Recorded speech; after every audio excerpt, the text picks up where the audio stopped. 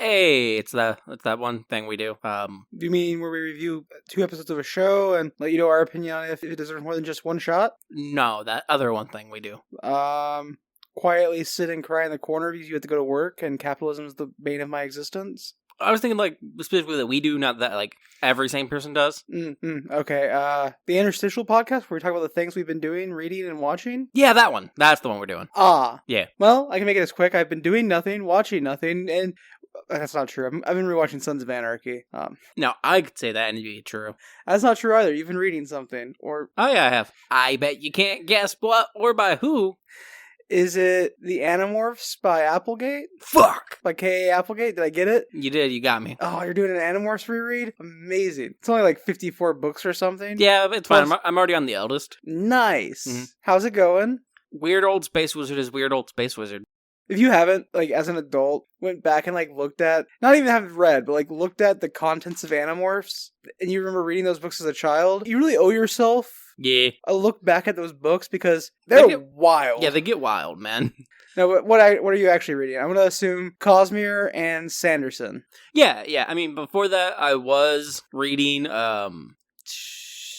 the Codex Alara books by Jim Butcher. Yeah, his, as he described it, Pokemon meets Roman Legion. Yeah, it feels disingenuous, but I get it. Yeah. But I finished the book I was on that, and while I was reading that, another book came out that I was more interested in than that series, which is Isles of the Emberdark by Brandon Sanderson. I think chronologically, this is the first book in the Cosmere right now, right? No. Or it has ties to... Or is it the last book in the Cosmere right now? Impossible to tell for me at the moment. Okay. Do you want any spoilers? Because I can say some things that I just know it has, like, part of it set on, like, the opening, like, the original world that the Cosmere was tied to. Yeah, it's tied to Yolen, like, the oldest world we're aware of. But, like, Yolen still exists. That's why I thought it might be the earliest in the timeline. No. We got spacefaring technologies.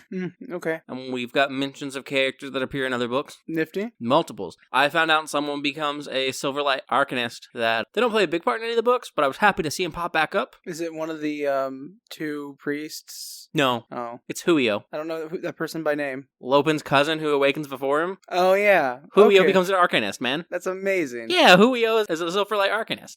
I assume the name got mentioned once, and I immediately made that assumption. Perhaps Huio is a pretty common name in the Cosmere. I don't actually know. But I assume it's that Huio. I assume it's the Herdazian Huio who is cousin to Lopin. Are you suggesting that Huio might be like how in Pratchett's series, Discworld, there's just always an Atom, like no matter where you go in Fair enough. In the timeline? It's possible, who knows? Atom is just a name that exists across all planets and disks, and like... Because it's so fucking basic, yeah. Yeah, there's always going to be an Atom. Yeah, sure. There's always going to be a Huio. Always a Huio. Yeah, but there are other characters that have been mentioned throughout the series that are there. One of them, given the fact that we're talking about Silverlight and stuff, is obviously Chris. One of the 2 people who we constantly get notes from about the investiture and stuff. Yeah, that person. You forgot about them. Look, it's fine. You haven't read the book where they are actually a main character. My brain is like a steel trap that's been left out in a forest to rust. And had the activation mechanism removed. It doesn't keep anything inside. Yeah. But it's been good. That's good. I'm glad you're enjoying it. Have you finished it yet, or? No. I'm on like chapter 29, and I think it has like 51 or 61 chapters. About halfway through. Yeah. Not according to the runtime, I don't believe, but... I remember when I had planned to finish Stormlight by the end of August, and here we are. But then your brain did ADHD brain things. Yeah, it did. That said, I am halfway through Sons of Anarchy again. Not as good as Stormlight or the Cosmere. You know what? You're right. You're right. I should just go back and listen to the first Stormlight archive book. That's what I should do. Instead of like continuing Stormlight, I should just restart it because you probably need to at this point. It's so long that I forgot. This is a real issue in my... Yeah, that's why you gotta keep with it. You gotta be dedicated. No, like, I've decided to finally rewatch Sons. Yeah. Because Mayans came out in 2018, and my brain keeps being like, hey, you should watch that new Sons of Anarchy show, which is no longer a new Sons of Anarchy show. It's 7 years old. So I'm going all the way through Sons of Anarchy so I can watch the Mayan spinoff. And also, there was rumors earlier that way you can forget even more of the Cosmere. Yes. And there's also rumors earlier this year that Sons of Anarchy is getting a proper sequel series, potentially, finally. Boring. Or a prequel series. It's unclear. But... Sons of Anarchy's prequel series. Fathers of Communism. Actually, just a documentary about Carl. Well, I only know 3 of the first 9. I don't even know if we get introduced to any of the other. I know 4 of the first 9, which are like they have special patches on their cuts because they're the founding members of the Sons of Anarchy Motorcycle Club. I know who 4 of the 9 are. I don't know who the other 5 are, and like if it was a prequel series, that could be interesting in that regard. Fair enough. Also, seeing who they cast to play young Ron Perlman would be fun. Oh, they're just gonna de-age Ron Perlman. Fair enough. Like, he still looks mostly like he did in Sons of Anarchy. Oh, no, they're digitally de-aging. Oh, okay. Yeah, obviously. Oh, that's less good. That's less fun. Yeah, they're just going to pay him for his visual likeness and his voice. That's it. I don't like that. Yeah, no, neither do I. But I said it, and now my brain's like, that's an actual possibility. I think Ron Perlman is openly against AI, though. Yeah, I believe so. So, hopefully not. But Sons of Anarchy's a lot of fun. I still miss him as Hellboy. I did find out recently that the season I think is the slowest and least enjoyable is pretty much the like fan community's favorite season. Wild. And I get it, like, because like specifically the season finale, those last 2 episodes of that season are bangers. They go off, but that doesn't mean the rest of it's good. It doesn't retroactively fix the rest of the season. No, yeah, like it's like a super slow burn for 11 episodes, and then the last 2 episodes pop the fuck off. Yeah, people have recency bias for the season based off the end of it. But I'm just glad to be out of that season because season 3 is so slow for me. Or they're like One Piece fans, like no, but it's good later, so that means it's good before. Oh, you don't understand. But by the time we get to this point in the series, Oda's written it so that everything before this was like a smaller version of the story of the larger story arc. Like, you don't understand. The whole story has already been encapsulated by, like, this smaller story arc that we already had. I love when people are like, and he did it on purpose. And it's like, no, you can look at Oda's earlier interviews, and he's like, mentioned on multiple occasions, he has no idea what he's doing with One Piece. Joy Boy was not part of One Piece. No. Luffy originally just did eat a fruit that gave him stretchy powers. Yeah. I'm sorry to all the One Piece apologists. Like, I'm not coming after you if you're a One Piece fan. Yeah, and I'm also not saying it's not bad to take things that could be better or were actual mistakes and correct them and tie them in and make them work better. That's great writing, actually, still. I do think Oda does good work. I think when you try to praise those mistakes and things that make something boring or slow... I act like it was big brain the entire time. That's when you have a problem. Yeah. That's why I was using the term apologist. One Piece apologists annoy me. One Piece fans don't. Like, you could be a fan, but you also need to understand that most people aren't going to like look at a series that is over 1,000 episodes and be like, yeah, this is what I want to watch. And don't tell me, well, that's only really like 400 episodes of like premiere television. Because like, I wouldn't watch a TV show that is premiere television that's 400 episodes long. God, no. You're not going to get me to watch all of Law and Order. Fuck you. I'm not watching Days of Our Lives. You can't make me. Even if I wanted to, I don't think I could make me. No, you can't make yourself watch all of fucking the Netflix Marvel universe or all the CW DC stuff. I've been trying. I'm catching up on those, kind of. You'll restart soon. No, I'm not restarting on the Arrowverse, and I'm not restarting on the Netflix Marvelverse. You can't make me. I am where I am in those shows, even if my memory isn't fully fleshed out. Hey, bud, how's the end of Ironheart? You ever watched that last episode? Not yet. I know I need to watch it. It's on my Disney Plus. I just was scrolling past it to watch Sons of Anarchy, which is also on Disney Plus. Yeah? Yeah. We have Disney Plus bundled with Hulu and Max, and so you just go through the Disney Plus app, so every time I want to go watch Sons of Anarchy, I have to scroll down past Ironheart. Yeah. Otherwise, but Josh, Sacha Baron Cohen is in that episode, and he's Mephisto. You know, it's a good argument. I thought so. But yeah, no, otherwise, what I've been mostly doing is Magic the Gathering. Gross. Because we have a sealed league in the Discord I'm in, and we're in week 4 now. I need to add my new pack to my deck and get my games in for this week, because I haven't done it yet, and the week ends Sunday night. Game on? Yeah. I figure I'm actually, like, got nothing going on this weekend for, like, the first time in a couple weeks, so I could probably, like, bang out my games this weekend when I'm doing nothing. Fair enough. But yeah. You know what's entirely not related at all, but it's a thing I remember I've started watching, by which I mean it premiered and I enjoyed it. What's that? Crowd Control, the spin-off from Game Changer on Dropout. I think... Don't hate me for this. I think Crowd Control, as a standalone TV show, the first episode was less good than Crowd Control, the episode that was aired for Game Changer. I do still think it was quite enjoyable, though. Yeah. And it's very much going to be a show that lives or dies by its guests, but, I mean, that's how a lot of shows like it would work. Yeah. So, but it was nice seeing Gianmarco and Brinley Mulligan tell jokes. I didn't recognize the other person, I didn't know her, but she was also amusing. And Gianmarco wasn't there, it was Bob the Drag Queen. Bob the Drag Queen is quite funny, though. I was thinking of the Crowd Control episode, and then compounding it with the Game Changer episode about it, Gianmarco was great on that episode of Game Changer, though. And it had Josh Johnson on it. I like how you were say Jake Johnston, like the actor from New Girl. I was like, no, Justice, he was not. He was not on there. You mean the voice of Spider-Man? Spider-B-Man. Yeah, Peter B. Parker. Spider-B-Man.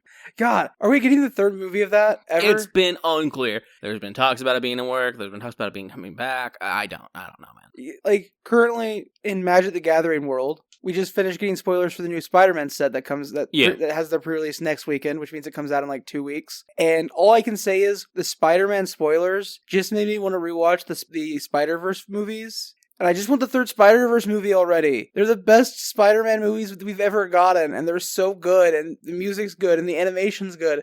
And Justice, why do companies suck? Because they're great at it. They're great at sucking. There is a tentative release date for June 25th, 2027. Oh, only a year. 2 years. Jesus, it's so long. It's officially titled Spider-Man Beyond the Spider-Verse. It's so long. It was already supposed to be out. Yeah, it was supposed to be released in 2024, but was postponed due to production challenges with the Hollywood strikes in 2023, and it's been delayed to 2027.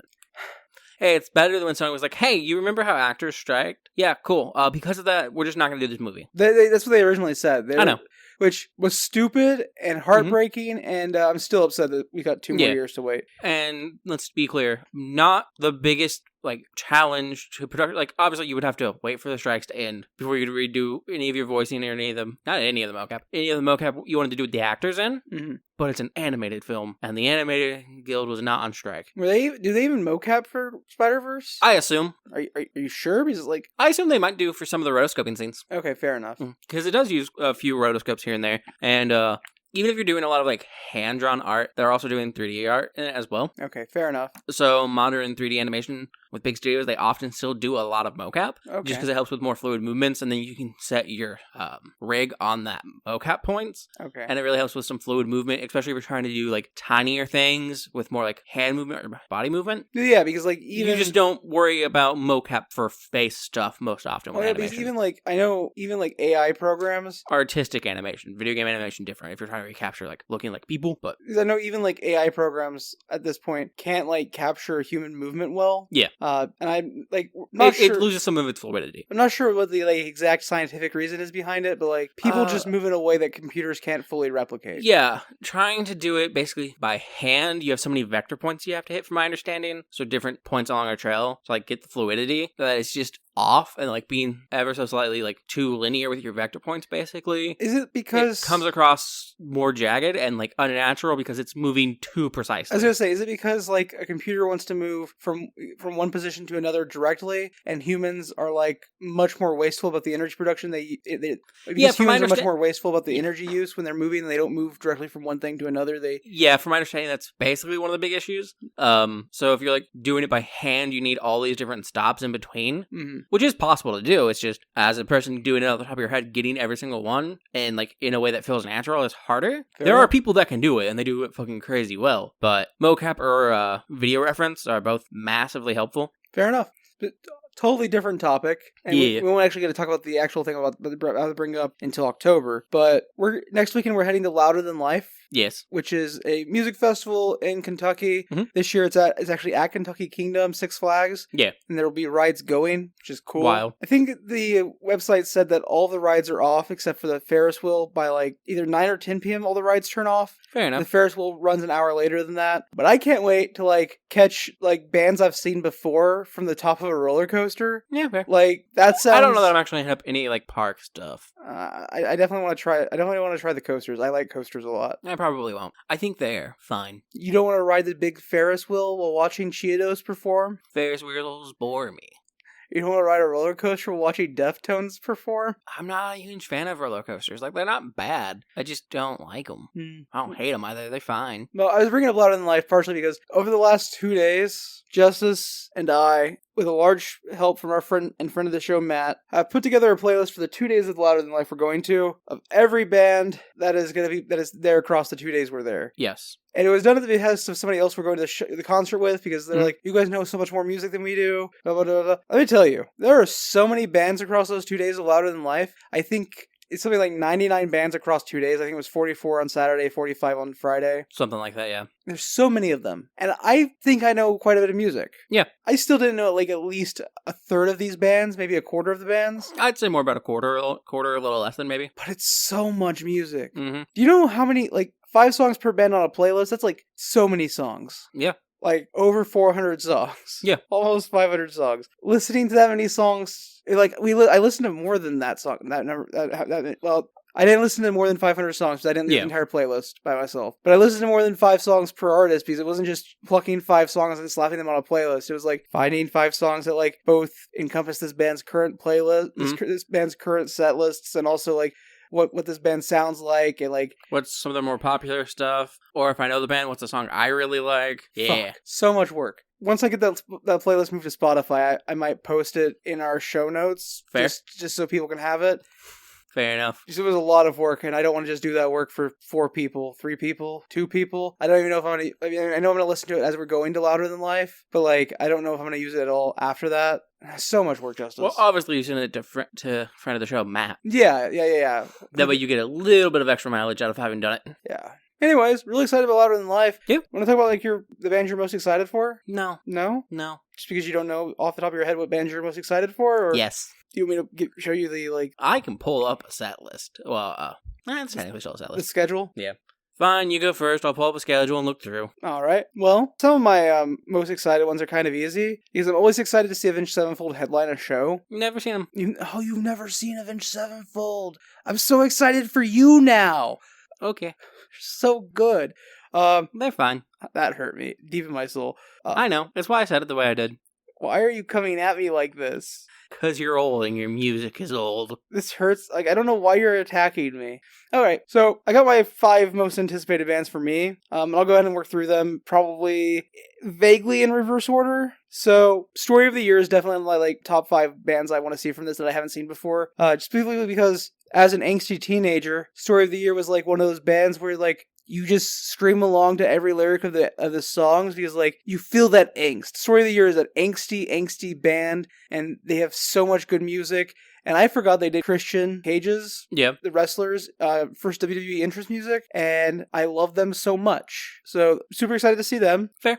I do want to catch Dream Theater at a point. Yeah, Dream Theater is going to be a tough one to fit in our schedule. Oh, yeah, definitely. But, well, not the first half. First half of Dream Theater is easy to fit. See, we have, in part of going to Louder Than Life, we have agreed to accompany people who have never been to concert festivals to see their favorite bands and help, like, protect them from giant crowds because we are bigger guys and they are smaller peoples. So, during Bad Omens and Sleep Token, we're kind of committed to being at Bad Omens and Sleep Token. Yay. And Dream Theater overlaps roughly with Sleep Token.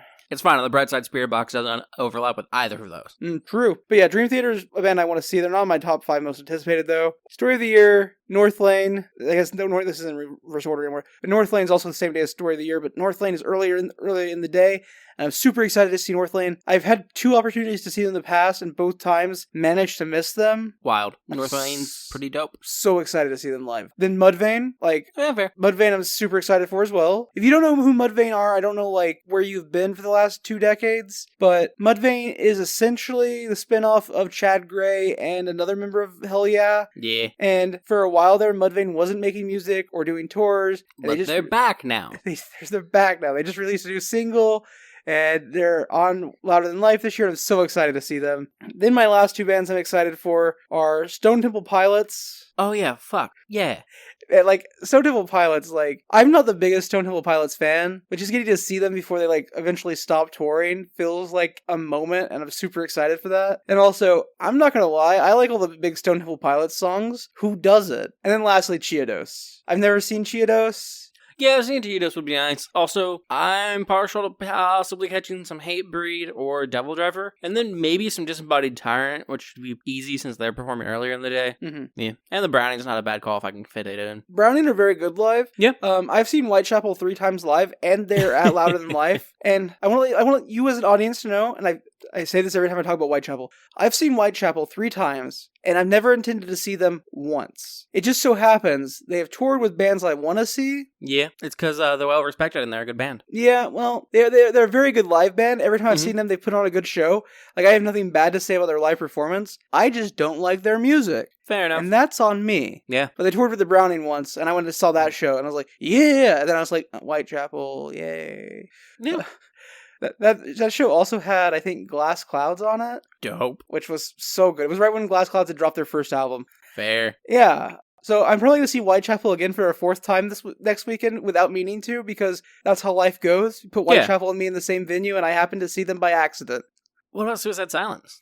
I have no intention of seeing them, but if they're playing and I'm near their stage and there's nothing else going on, I will see them. Who are they playing at the same time as? I got no idea. You know when they play? Nope. This is really good content. They play at 5 o'clock on the Loudmouth stage. Playing at similar times are Dragon Force, Dead, D.E.D., some Dayseeker, and ICP. Like, I'm sorry, Justice. I mean, they start playing just as ICP raps. Yeah, and then, but I'm more likely to see Dayseeker than Suicide Silence. I don't give a fuck about ICP, though. I wanted to see ICP, not because I'm not a juggalo. Let's make that clear. Not a juggalo. But I think, like Guar, ICP is a band that you need to see for the experience at least once. Yeah, fair, I guess. But that said, ICP's playing at the same time as Of Mice and Men, and I've never seen Of Mice and Men live. Oh. So, and that causes problems with catch me in the crowd singing Second and Sebring. Like, Of Mice and Men, man. I'm sorry, ICP, I wanted to see you just once. Also, you didn't mention it, but I know you were hyped to see Bless the Fall since the original lineup's back. Yeah, with Bo Boken back. Excited to see him. I have seen Bless the Fall with the original lineup once before. I caught him at a Louder Than Life. I caught him at a Warped Tour. Yeah. But it will be cool to see him back together. Of Mice and Men, like, without Shaylee or Carlisle, I don't know if they're the same band that I grew up listening to. Yeah. But I'm still super excited to sing Second and Sebring. And also, they did steal the vocalist from Abandoned Old Ships. So, like, fair. Why I'm not going to be that upset. Like, by steal the vocalist from Abandoned Old Ships, I mean, Abandoned Old Ships broke up, and Of Mice and Men's current lineup has... And they're just going to play the entirety of the Giving. I'm there for it. If they just want to give me Giving shit live, I've seen Abandoned Old Ships exactly once, and it was when they were touring the Giving album, and that album's so good, which is also their first album. Fair enough. You know who I would like to see, but they're not there? Who's that? Dayshow. Fair enough. Just because I want to see Shaylee perform? Yeah, Shaylee's very good. He's the present member of Dayshow. That's insane. I mean, it's basically just been a him-led project the entire time since he started Dayshow. I was talking with a friend of the show, Matt, the other day, and I was like, getting excited for Louder Than Life. I was like, man, I can't wait to see Second and Sebring live. And he's like, you've never seen A Vice and Men before? And I was like, no. And like, we were talking, I was like, yeah, but like, Joey Sturgis fucking killed it on Second and Sebring. Yeah, I did. And like, it feels rude to Have Mice and Men because Sturgis, if you don't know who Joey Sturgis is, he's not a member of that band. He's never been a member of that band. Instead, he's a music producer. Who has a very heavy hand in all his productions, and you can feel it, but also, they're good. Also, like, he was a guiding force in, like, the early era of, like... modern metalcore? Yeah, like, Asking Alexandria, The Word Alive, Of Mice and Men. I believe he did Devil Wears Prada. Devil Wears Prada, Sleep with Sirens. Like, all these bands, he was like, here's my hand, feel the invisible weight of my hand influence the course of this entire genre of music. Yeah. And there's a reason why Second Sebring sounds like it belongs on an Asking Alexandria album. Yeah. An early Asking Alexandria album, like, because Sturgis was there. Yep. I'm super excited to sing that live. Fair enough, bro. You got anything else? It was mostly just Louder Than Life and Sons of Anarchy for me. I'm not doing a whole bunch of stuff right now. Neither am I. Like, I got a bunch of new video games, I just haven't really played them. Just a Humble Bundle has good deals, and also, some of the money goes to charity. I've been playing Balatro and Slay the Spire, because they're mobile games I can play on my phone when I'm bored at work and have nothing to do. I wish. Additionally, I have been getting the urge to play The Witcher 3. Oh, yeah? And it is getting that time of year. True. It's your fall game. It's my winter game. I have... late fall, early winter, yeah. I put so, like... I will go, and like, I only know this because Steam tracks your, like, play times on games, and like, when you play games, and like, multiple years in a row, The Witcher 3 is like, one of my top 5 most played games, but all of its hours come between, like, the end of October and December. Yep. And like, it's coming around, and like, I'm outside walking, I'm like, I smell the air, I feel the, like, fall crisps the air, and I'm like, you know what sounds really good right now? Booting up The Witcher 3. Like, because my brain doesn't just go Witcher 3. It's like, you know what sounds really good right now? Elder Scrolls Skyrim. And then I go, yeah, that's so much effort to like get running with all the mods and stuff. To make it actually a good game. And then my brain goes, yeah, you know what game is just as good as that, but doesn't require any of the mods? And I go, yeah, you know what? And has better story. You know what? Witcher 3. We haven't finished that yet. We could always finish that. This is my internal monologue. Yeah, and they give a bunch of DLC you can also play. Yeah, I know. I'm so excited. I've been spending all year knowing that, like, as it gets colder outside, The Witcher 3 is going to become more and more relevant in my brain. Wild, but okay. Is it because of the Wild Hunt? It might be. It might literally just be my brain, like, associating, like, the coming of the Wild Hunt and, like, the, like, winter on... It also doesn't help that the majority of the time the skies are very gray in The Witcher. Mm-hmm. Yeah. Like, I think my brain just associates The Witcher 3 with the winter, and, like, that association becomes so strong that, like, I just... Yeah, fair enough, man. Yeah, that's pretty much it. Same. By the next time we record one of these interstitials, we'll have actual louder than life concert report to give you. And it was loud and there was music. I have done it already. It was loud. Awesome. It was loud. In fact, it was like louder than life. Okay, we're done with this episode now. He's ruined it. I'll probably have some hours of Witcher 3 to talk about. But yeah, I guess that's the end of the episode because I made a bad pun. I'm sorry. Hey, actually, before we log off, I do have like a terrible joke I want to tell you, Justice. I don't want to hear it. What kind of mouse walks on two legs? Well, let's see. There's a bunch of characters from Redwall. There's the one who give me an answer. Voyages the Dawn Treader. No, give me an answer. His name is Dawn Treader, by the way. Is it? Oh yeah, it's the Voyage. No, it's the Voyage of the Dawn Treader. The Dawn Treader is his ship. Oh, it's his boat. That's my bad. Fantasy, sword, and sorcery mice. Yeah, the answer is Mickey Mouse. What kind of duck walks on two legs, Justice? All ducks. Yeah, the joke is supposed to be funny because you trick people to like a specific line of thinking. They go, Donald Duck, and you go, no, you fucking idiot, all ducks. Except for ducks that don't have two legs. Way to be ableist. Fair enough. That's a great spot to end the episode. If you want to contact us, let us know if you'll be louder than life. Let us know if you're excited about seeing any bands in the coming future. What you're doing with the Cosmere, because we're essentially a Cosmere tangentially related podcast at this point. Yeah. If you have opinions on Sons of Anarchy and why Season 3 is apparently the best season, you can let us know any of that, or none of that, at our email at copilotreview@gmail.com. Or you can find a link to that, as well as our Patreon, our Discord, our YouTube, and our Blue Sky by going to copilotreview.simplecast.com. Anyways, thanks for chilling with us in the cockpit, and we'll see you on the next flight.